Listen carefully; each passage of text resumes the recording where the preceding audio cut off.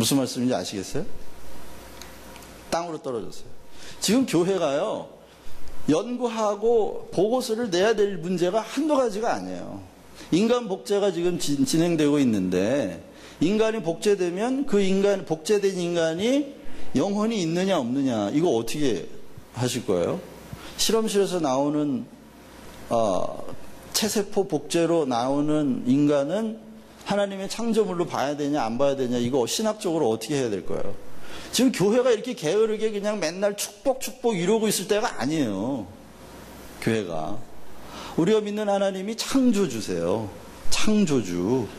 우리 주머니 배불리게 하는 점쟁이가 아니라니까.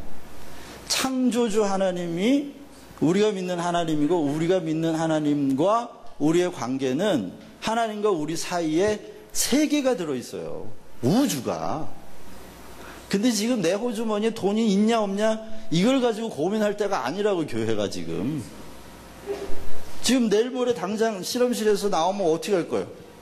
인간이 나오면, 복제 인간이. 그 인간을 하나님의 창조물로 인정해야 돼요? 안 해야 돼요? 이런 심각한 신학적인 문제에 지금 우리가 봉착해 있는데 맨날 축복 이러고 있다, 교회에서. 이럴 때가 아니라니까요. 저는 이런 얘기를 하면서 우리의 신앙이 얼마나 천박한지, 우리의 신앙의 자리가 얼마나 천박하고 얼마나 속 좁고 비좁고 그런지 한번 봤으면 좋겠어요. 우리가 지금 이번 6주 동안 만나는 창조주 하나님을 좀 생각해 보면서 말이죠. 한 영혼이 천하보다 귀하다고 하는 게 성경의 메시지예요. 그걸 믿는다면 나 하나의 존재가 우주보다 크다고요. 그런 사람들이, 그런 존재들이 정말 그 믿음의 고백을 할 수 있는 사람들이라면 지금 내 주머니에 돈이 있다 없다, 지금 내 집안에 지금 그게 지금 문제가 아니잖아요. 물론 그게 결코 작은 문제라고 말씀드리는 게 아니에요. 거기에만 묶여 있는 게 문제라는 거죠. 거기에서만 복닥거리고 사는 게 문제라는 거죠. 그게 아니고 우리가 만나는, 우리가 날마다 사모하는 하나님은 천지를 창조하신 창조주예요. 제가 지금 그 생명 아카데미를 진행하면서 제일 많이 떠든 얘기가 뭐냐면, 생명은 누구에게 속해 있다? 주님께 있다. 시계 속에 시간이 들어있지 않는 것처럼 생물체 안에 생명이 있는 게 아니다. 생명이 생물체를 붙들고 있어서 우리가 산다고 말하는 거다. 그렇죠? 생명이 말씀 안에 있다. 여러분, 씨를 심으면 씨가 나잖아요. 씨를 심으면 씨가 나는데 씨 속에 생명이 들어있다고 생각하는 사람들이 있어요. 우리가 그렇게 말도 하고요. 그러나 엄밀하게 말하면 성경은 씨 속에 생명이 들어있다고 말합니까? 아니면 말씀 안에 생명이 있다고 말합니까? 말씀 안에 생명이 있다고 분명히 성경에 기록되어 있죠. 그런데도 우리는 씨 속에 생명이 있다고 믿어요. 도대체 이 모순을 어떻게 할 거예요, 여러분? 얼마나 우리가 생각을 안 하고 성경을 그냥 대충 믿는지. 분명히 성경은 말씀 안에 생명이 있다 그러는데도 우리는 자기 몸속에 생명이 있는 것처럼 생각하고 씨 속에 생명이 있는 것처럼 생각해요. 근데 그 사고가 잘못됐는지 돌아보지 않아요. 그러니까 우리의 생각이 성경에서 얘기해주는 계시에 의존하는 사색이 아니고, 계시에 의존하는 생각과 사고방식이 아니고, 그냥 성경은 성경대로 덮어놓고 믿고, 덮어놓고 이게 진리인 줄 믿어요. 그리고 생각은 문화적인 코드로 다 해버린다고요. 그냥 우리 아버지가 생각했던 대로, 할아버지가 생각했던 대로 그렇게 다 생각해버리는 거예요. 그러니까 기독교인이면서도 기독교적 사고가 뭔지, 기독교가 뭔지 생각도 안 해봤고, 기독교를 그냥 많은 종교 중에 하나로, 그 중에 제일 뛰어난 종교로 생각하는 거예요. 100번 말씀드렸지만 기독교는 종교가 아니에요. 종교가 아니라 생명이고 삶이고 전부예요. 그냥 전부.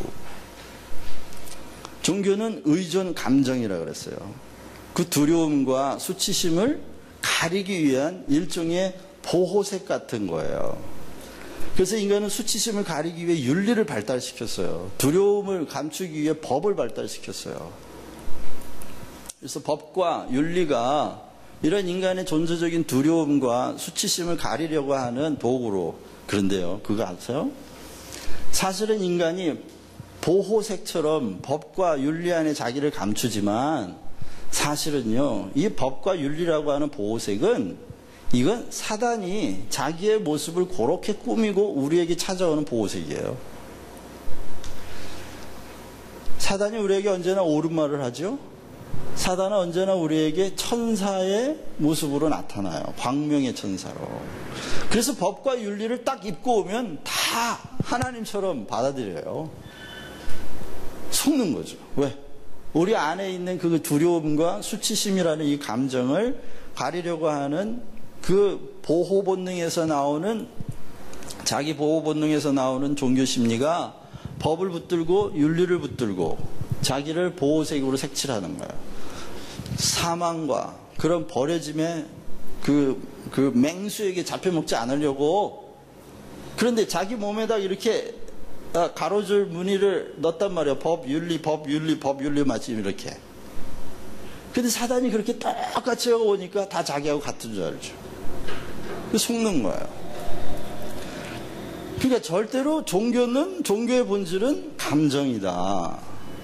두려운 감정을 감추려고 하고, 수치심 때문에 누군가에게, 하나님에게, 절대자에게 버려질 것 같은 그 수치심, 두려움, 이런 것들로부터 감정을 완화시키고 무마시키려고 하는 행위가 다 종교예요, 여러분. 그런 종교는 심리적이지, 그런 종교는 심리학적으로 우리에게 평안을 줄 수 있을지 모르지만 영혼의 자유, 영생하고는 전혀 상관이 없는 거예요, 여러분. 그러니까 기독교는 그렇게, 기독교 안에 그런 감정이 없느냐, 그런 얘기가 아니죠. 기독교 안에도 슬픔이 있고 기쁨이 있고 평화가 있고 다 있어요. 하지만 그것만을 위한 것이 아니에요. 그것은 생명을 얻은 결과에서 나오는 감정이지. 생명에서 나온 결과에서 나오는 감정이지 추구해서 얻어진 감정이 아니라고요. 우리가 추구해서 얻어진 감정, 우리의 두려움과 수치심을 그걸 대체하기 위한 감정을 추구해서 얻어진 것이 아니라는 거예요. 한번 따라 하시죠. 기독교는 종교가 아니다. 여러분들이 신앙생활 하면서 하나님 앞에 자신 안에 있는 두려움과 이런 수치심을 가리우기 위하여 뭔가 행하고 있다면 여러분 종교인이에요. 기독교인이 아니에요. 왜? 성경은 분명히 제가 말씀드렸지만 예수님 이전과 예수님 이후가 죄에 대한 개념이 달라진다고 말씀드렸어요. 그렇죠? 네. 그 진리를 깨달은 사람이라면 속에서 두려움과 수치심이 나오는 것은 이제는 존재적으로는 다 해결된 거예요. 우리 예수님 안에서, 예수 그리스도 안에서 내가 그리스도와 함께 죽었기 때문에 지금 올라오는 두려움과 수치심의 이 감정에 속을 필요가 없는 거예요. 이미 우리는 존재적으로 구원됐기 때문에, 생명으로 하나님과 하나 됐기 때문에 그 진리를 깨닫고 믿는 거죠, 우리는.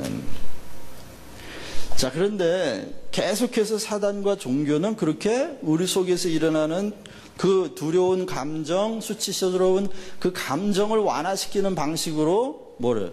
선을 행해라. 선을 행하라. 제가요, 이번에 여행을 갔다 왔는데, 어딜 갔다 왔냐면 마나우스를 갔다 왔어요. 근데 마나우스 안에 가면은 그 숲속에 과거에 유럽 귀족들이 유럽에서, 아프리카에서 뭐 각종 나라에서 데려온 노예들을 그 숲속에서 고무나무를 채취시켜가지고 60여 년 동안 착취한 그 장소가 이렇게 기념비적으로 보호가 돼 있고, 그때 거기서 벌어졌던 일들을 낱낱이 일기로 기록했던 사람이 그 기록을 바탕으로 2002년도인가요? 언제 거기에 다 복원을 시켜놓고 이제 관광을 시키는 그런 장소에 갔는데요. 거기에 교회가 있더라고요. 그 숲속에 교회가 있는데 그 교회가 한 일이 뭐냐? 그 노예처럼 자기들이 잡아와가지고 데리고 올 때는 아주 선심을 쓰고 너무너무 아름다운 약속을 하고 온대요. 이렇게 일하면 큰 보수를 주고 뭘 보장하고 그런 약속을 하고 데리고 온대요. 그런데 막상 데리고 오면 너무 숲속에 외진되기 때문에 이게 뭐 밖하고 통신 두절되니까 가드들을 세워놓고 노예처럼 막 부리는 거예요. 근데 하루에 50kg, 고무 채취를 50kg를 해와야지 그날의 정량인데, 마치 애굽에서 벽돌 장수를 출애굽기에 보면은 이스라엘 백성들이 그 노예 생활할 때 벽돌 장수를 정해주고 그걸 하루에 채워야만 했잖아요. 그런 것처럼 50kg 고무를 채취를 했는데 이건 불가능한 숫자래요. 50kg라는 거는. 이 노예들을 도망가지 못하게 하기 위하여 그냥 착취하는 사람들이 정해놓은 룰이에요. 그리고 그 안에서 그렇게 부려먹다가 죽으면 가족들에게 연락도 안 해주고 그냥 땅에다 아무데나 묻어버렸대요. 제가 그 얘기를 듣는데, 근데 그 교회가 있는데 그 교회가 한 일이 뭐냐? 교회에서 그 프리스트가 매일 고백하는 거. 고해성사라는 거 있잖아요. 노예들이 고해성사를 한대요. 신부님, 도망가고 싶어요.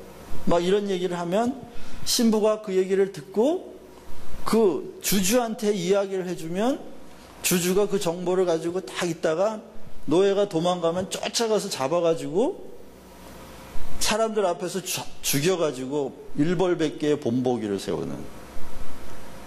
교회가 그 일을 했다는 거예요. 제가 그 얘기를 듣고 너무 놀랐어요. 놀라고 막 속에서 분이 나는데, 이게 과연 그 아마존에 있던 과거의 어느 한 시대의 일로 끝난 거냐? 아니면 오늘날의 교회 안에도 이런 일이 계속되느냐? 하는 생각을 해봤는데요. 오늘날에도 계속되고 있더라고요.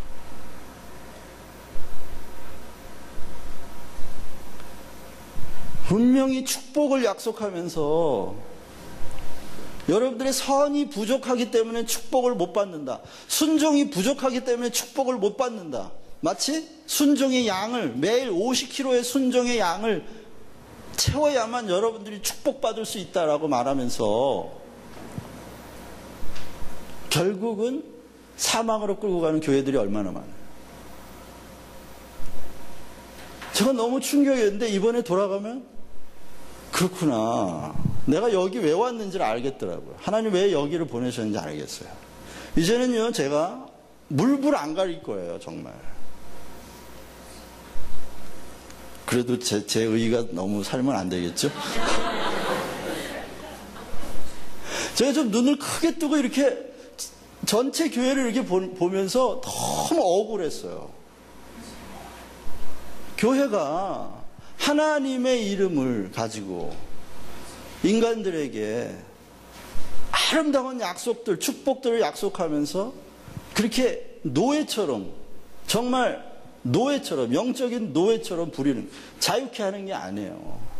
순종의 양을 순종은 제사보다 낫다, 이런 말 한마디 가지고 순종을 요구하면서 그 순종의 양이 부족하기 때문에 여러분들이 축복을 못 받는다. 하나님이 주시고 싶어도 순종을 안 해서 축복을 못 받는다 하는 식으로 하나님을 그렇게 왜곡하는 이런 기복신앙이 교회 안에 남아있는 한 기독교의 본질이 하나님의 은혜, 그 은혜에 대한 왜곡이 얼마나 심하게 일어나는지 너무 억울하더라고요. 그런데요, 그 말을 해주는 가이드가 흑인이었어요. 근데 그 말을 해주는데 그 가이드의 눈빛에서 분노가 막 느껴지더라고요. 분노가 막 느껴지더라고요. 고통이 느껴지더라고요. 고통이. 그래서 제가 이 친구한테 뭐가 있구나 생각하고 언제 한번 대화를 해봐야지. 그런데 마침 거기서 이렇게 나오는데 나보고 직업이 뭐냐 그러더라고요. 그래서 제가 때는 요때다. 난 목사다 그랬어요. I'm pastor. 그랬더니 I used